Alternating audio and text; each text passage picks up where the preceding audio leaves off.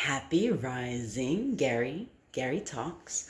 My cousin is in class right now. She's building a formation for affordable housing, and so I've been like listening into her classes and hearing about different architectural things and also like how it works for community planning. It's been really cool, and amidst her being in class, I got a call from our aunt who was expressing concern about not hearing from us. And then I looked in our family group chat, which it's so funny how that family group chat even happened, right? Because apparently it was a group chat that happened over, I think my stepmom had actually made it initially while she went on a trip and added us all to it to share pictures and then changed the name to family.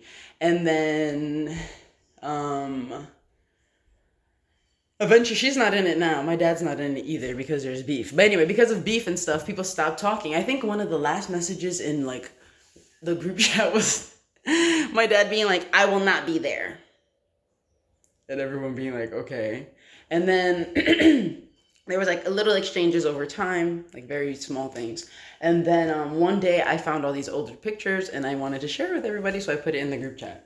And then since then, everybody's been like talking in the group chat, but it's not talking actually, it's just sharing videos. And with this now, it's like a nice means of connection, but we're not really connecting. Nobody's really asking me. And when you share something, it's like, oh, cool. There's no like conversation. It's not building off of anything, you know? So, because all everybody wants to talk about is and so our aunt called to be like, and the family group chat was like, send daily updates. I was like, daily updates? I was like, you know what? I'm going to take this as a cue from the universe that I need to be making daily YouTube videos. So I will do that because then I can direct him to my YouTube and be like, I am alive and well if that's truly what you're concerned about. And here, watch a video or so. um, and then I decided to look up what's going on in New York, right? Because it's like important to stay informed. But like, why am I being informed on something that I know is growing exponentially? And I guess it's good to know where it's at. But like, a lot of people are going to die from this. So far, that is what is happening, and I think people are still wrapping their minds around this. So I looked it up, and the first article I saw was like, coronavirus is disproportionately killing Hispanics and Blacks. And I was like, is this news that Black and brown people are dying disproportionately in America? Or any, like, around the world, but especially in America? Like, have you seen the housing project? They live on top of each other. Have you seen those? They're like literally breathing the same air. Literally, the ventilation inside is fucked up, and they don't have access to healthcare.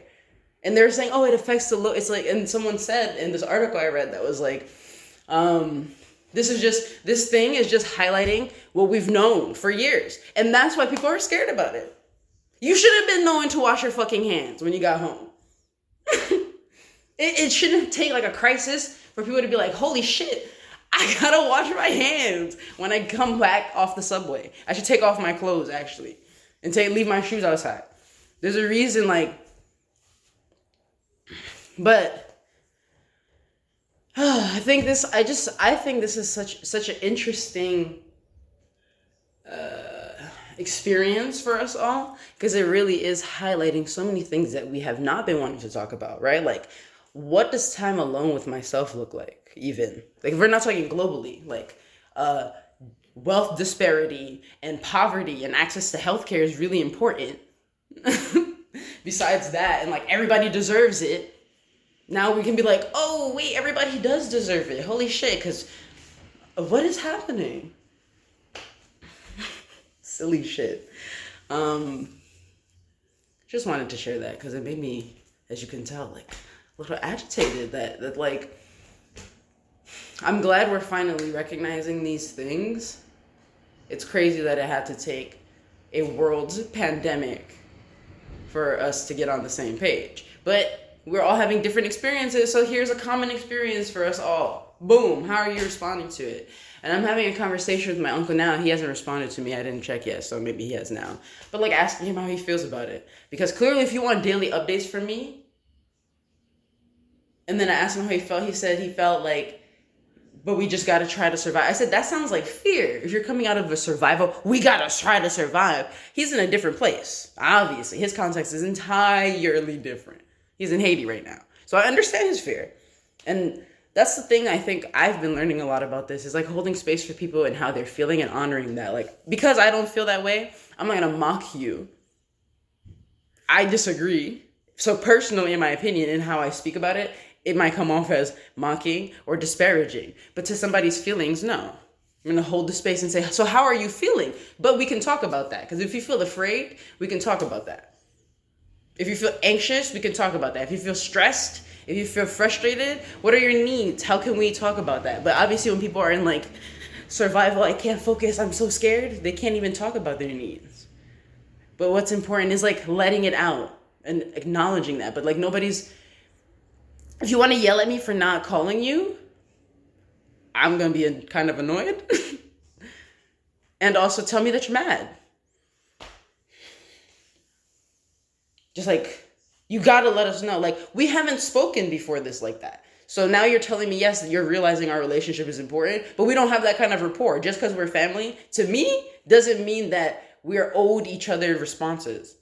Not unless we've had that relationship. There's other parts of my family that I'm not reaching out to. You're not talking to your brother. Both of you don't come to talk to me about family. You know what I'm saying? Like, you got to practice what you preach. And I think this time is really bringing that about.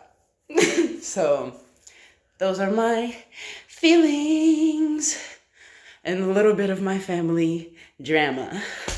I want to make a video about my awakening in college.